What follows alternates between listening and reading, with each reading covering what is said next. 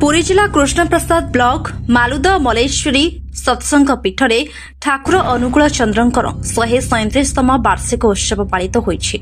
Block स्तरीय एही उत्सव में विभिन्न ग्रामर बहु श्रद्धालु भक्त जोग देइथिले। पीठरे ठाकुरंक विग्रह को स्थापन करा जाइछि। सकाळु समग्र ब्लॉक भक्तिमय परिवेश सृष्टि होइछि। ब्राह्म मुहूर्त वेद मंगलिक उषा कीर्तन उषा विनती और प्रणाम ठाकुरंक अम्य ग्रंथ पठन होइथिला।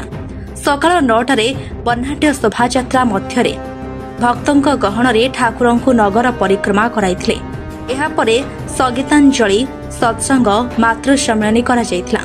ठाकुर अनुकूल चंद्रंक दीक्षारे बहु नूतन भक्त दीक्षा ग्रहण करथिले।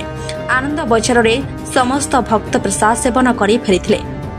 एही उत्सव में रीति कृष्णचंद्र दास बानंबर प्रधान कंडूरी चरण प्रधान निरंजन विश्वाल बनबिहारी पट्टनायक महेन्द्र कुमार बेहेरा रवीन्द्रनाथ जेना श्रीकांत कुमार जेना प्रभाकर बेहेरा लक्ष्मीचरण पल्लई प्रमुख समस्त भक्त एहाकु सफल करिबा पई सहयोग करथिले।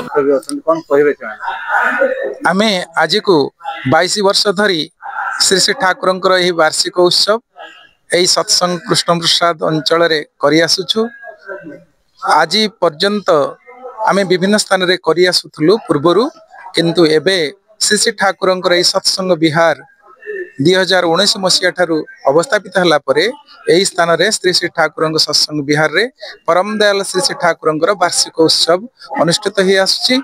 यार उद्देश्य होउछि परम दयाल श्री श्री ठाकुर अनुकूल चंद्र को धरी मनीष जे केते सुख शांति आनंद रे रही पारिबो ताहार नमूना ए जगह श्री श्री ठाकुर आम मान द्वारा करिकी प्रतिष्ठा करैछंती। तेणु आमे चाहू प्रतिटी लोक सुख शांति आनंद रे किभली कालातिपात करिबो, निजर परिवार परिजन परिवेश रे रही सुख शांति आनंद पाइबो, या होछि हमर महत्व उद्देश्य।